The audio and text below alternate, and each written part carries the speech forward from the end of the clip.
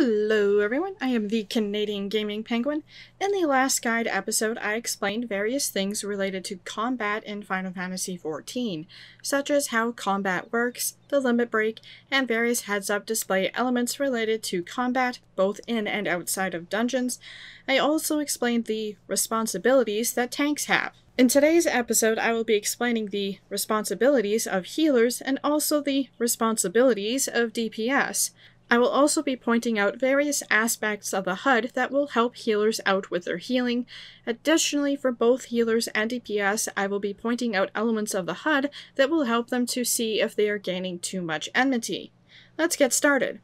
To give a brief recap of what healers are, a healer is, as the name implies, the class or job that heals the party when they take damage. Healer's primary responsibility is to keep the party alive by healing them, or, when applicable, removing debuffs from the party members.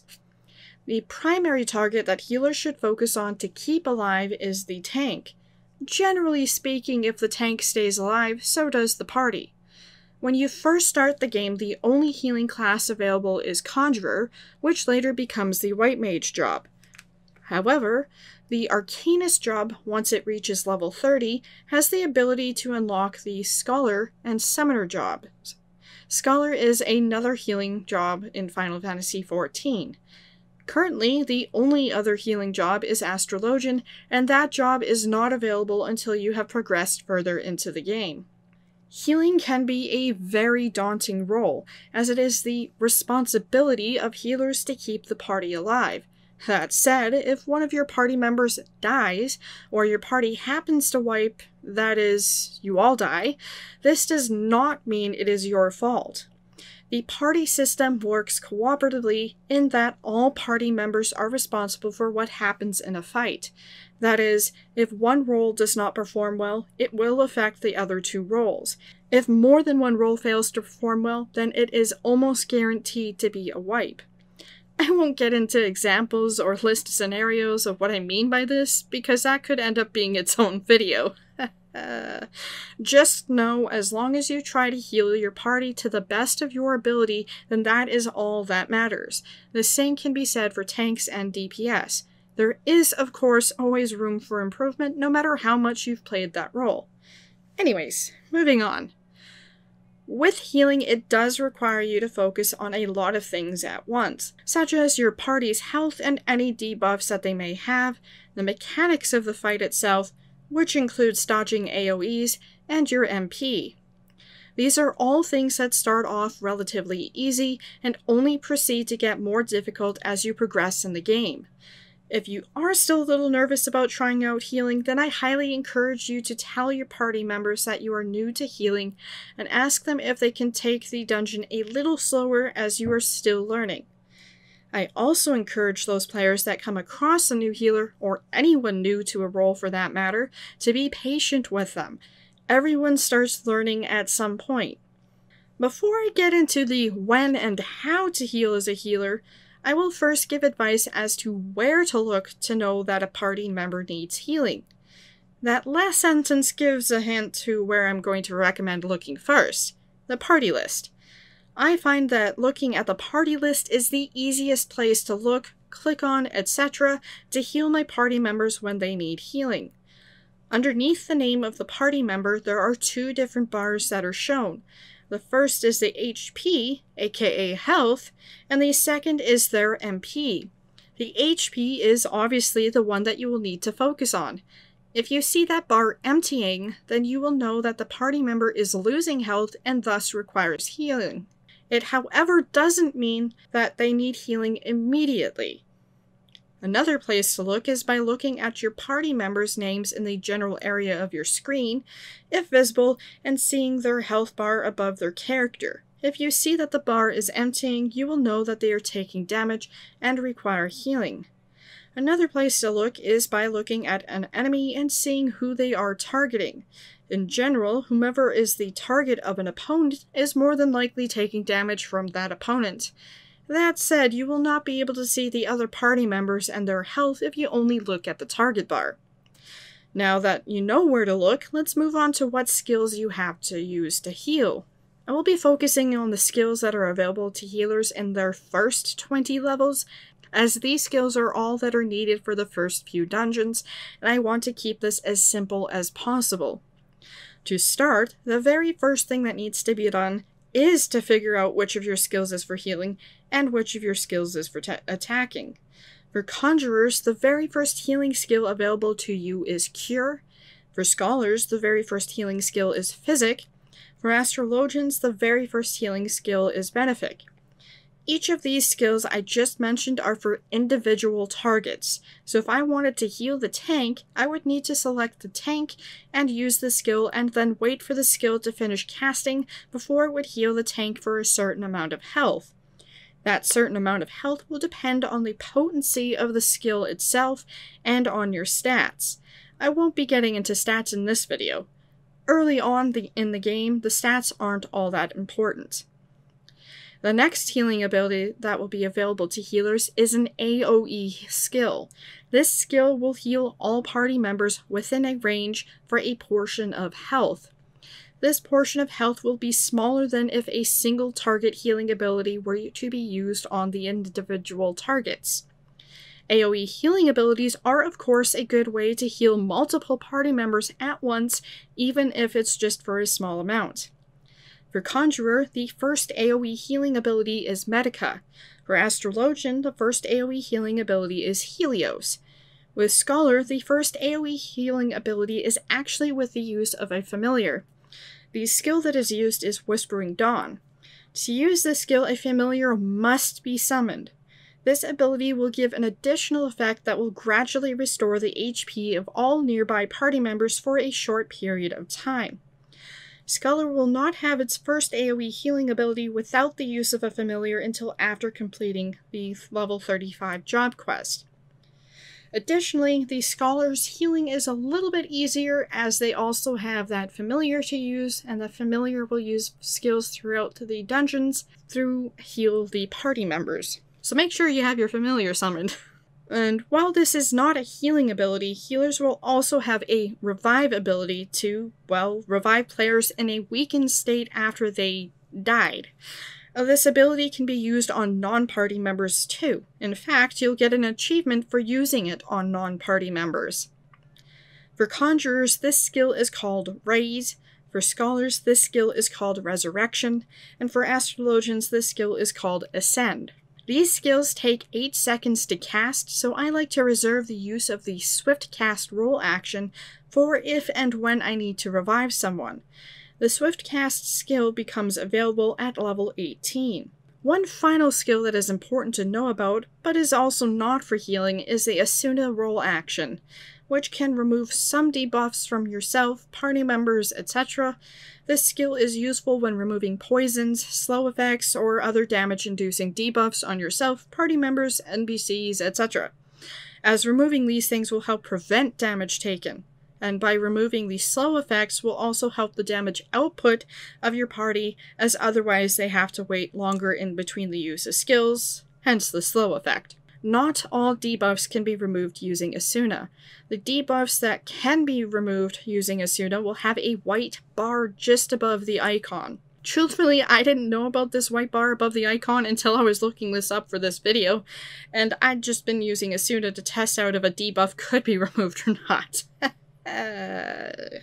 Now that you know where to watch to see if your party members need healing, and which skills are available to you, when should you use your healing abilities?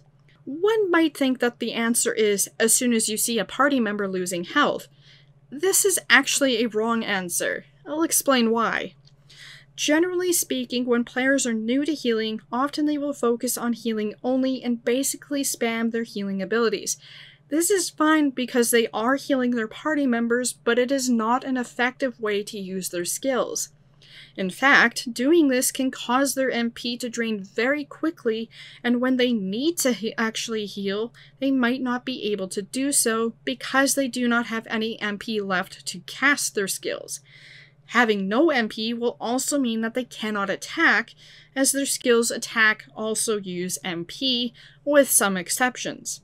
When you want to cast your healing abilities will be based on a few things. That is, how big of a pull is the tank doing?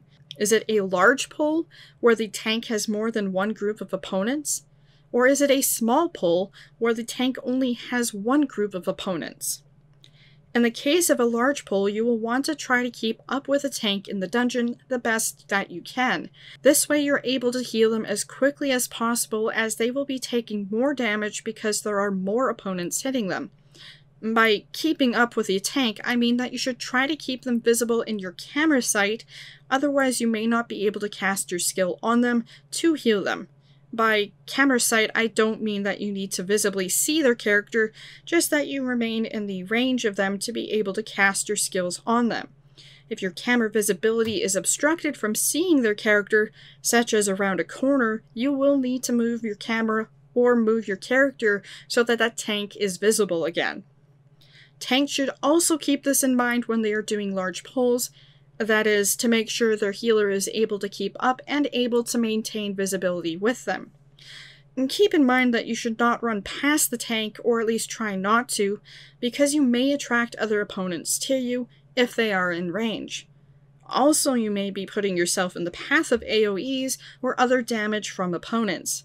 Try to stay behind the group of opponents, that is, look at the back of the opponents, not their faces.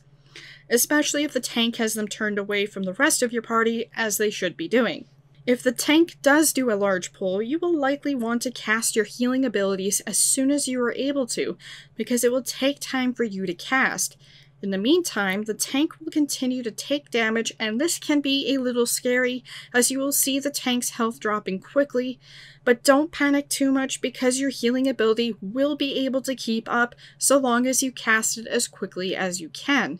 Additionally, if the DPS are doing their jobs of doing as much damage as possible, as quickly as possible, then the enemies should be dying, and this of course means less damage to the tank and less health for you to restore. See? Teamwork! This said, this gets easier as you get further into the game, both because of your gained experience, but also because you will have more healing skills available to you. Now, what about if the tank does a smaller pull? In the case of a small pull, you'll still want to keep up with the tank in the dungeon, and again, not run past them. You will have a little bit more breathing room to be able to cast your healing ability. Additionally, you will have an easier time to throw in some attacking skills instead of just focusing on your healing skills. Mentioning attacking skills, which ones do you have? From levels 1 through 20, there are only a few attack skills available to each of the healing classes and jobs. Conjurer has Stone 1 or 2, and Arrow. Not a huge list of them, right? Well, in the case of Stone or Stone 2, this is a casting skill, and Arrow is a dot skill, that is, damage over time skill. You will want to cast Arrow on opponents after the tank has gained Enmity on them, so that while you are healing, you can contribute some damage to the enemies over time as well. If you do need to focus more on healing, Arrow is a good skill to use occasionally, as it is an instant cast. Do keep in mind that you'll have the 2.5 second GCD, so there will be a little delay before you are able to cast your healing ability again. If you do have more time to breathe, then using your stone skill occasionally is a good idea. Scholar has Ruin and Bio. Ruin is a casting skill and Bio is a dot skill. So, like with Conjurer, I recommend using Bio once the tank has Enmity on the enemies and throwing in the occasional Ruin when you have the opportunity to do so. Astrologian has Malefic and Combust. Malefic is a casting skill, and Combust is a dot skill. Thus, like with Conjurer and Scholar, I recommend using Combust once the tank has Enmity on the enemies, and throwing in the occasional Malefic once when you can. Later on, other skills that are available to healers are Regeneration over time skills and shield skills. I won't be getting into this too much as I'm still learning the best utilization between the two myself. That said, as you progress in levels and reach higher level content, you will have access to the use of shields, which will prevent health loss on a target or targets. Effectively, these shields work like damage mitigating skills. However, in the case of shields, they will reduce the damage completely to a certain extent. That is, shields will only prevent damage up to a certain amount. Now that we know where to look to see who to heal, what skills to use to heal, and when we should heal, how do we quickly swap between party members to heal them? I find that the easiest way to swap between party members is by using keyboard shortcuts. For example, by default, hitting the F1 key will target yourself. F2 will be the second party member on the party list, F3 will be the third party member on the party list, so on and so forth until F8, as there is a maximum of 8 members in a party. By using these keys, I am able to quickly alternate between party members. Alternatively, I could just click on the party member on the party list itself to heal them. I will sometimes do this because sometimes I fumble around on hitting the correct F number key. Another thing that can be done is by looking at the target bar and seeing who the opponent is targeting. By default, if you hit the T key, you will then target the person that the enemy was targeting. If it's your tank, then you can quickly swap between the opponent and the tank for both attacking and healing.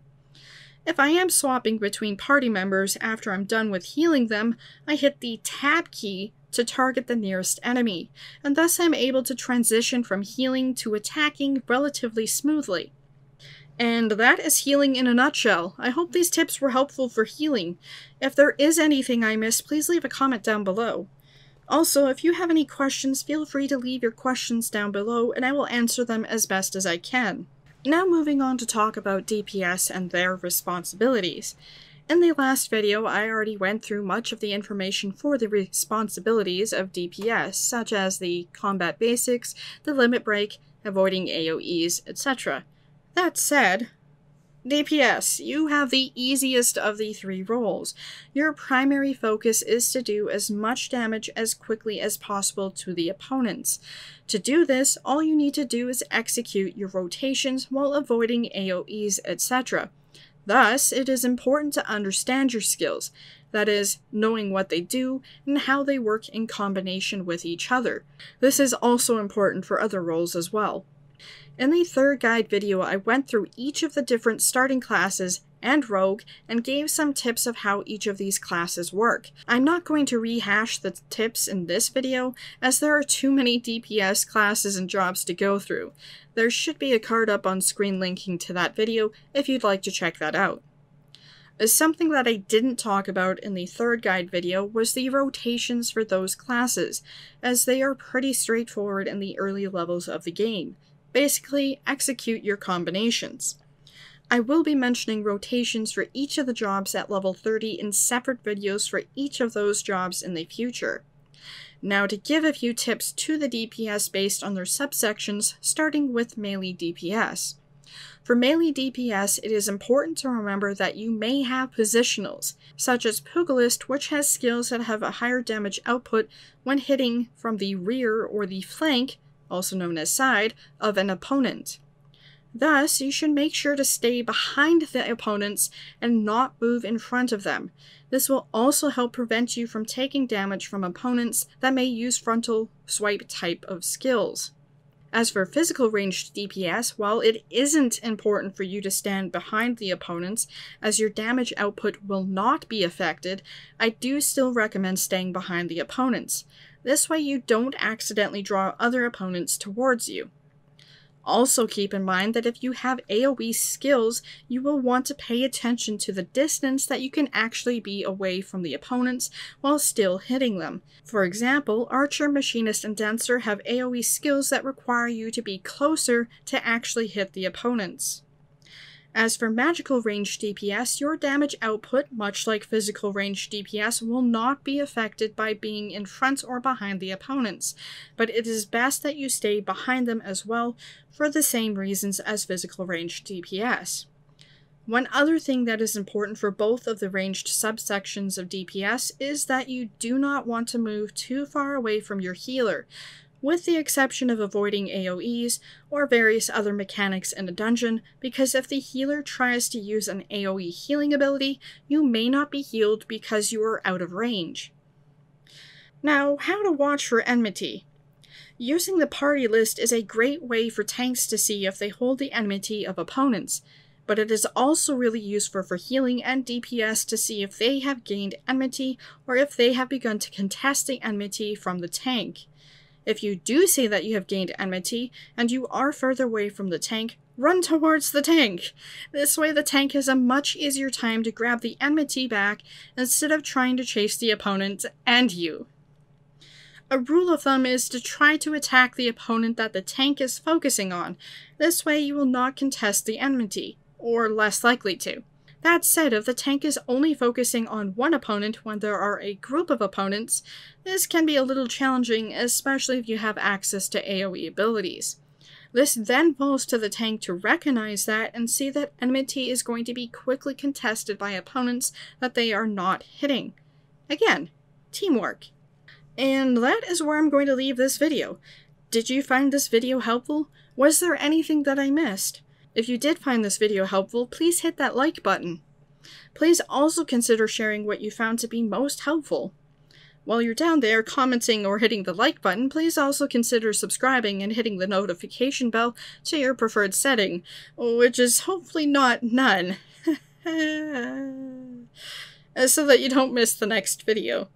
In the next guide video, I'll be going through some tips of the first 3 dungeons, some tips about gear, and talking about the actual Hall of Novice building. Anyways, that's it for this one. Thanks for watching!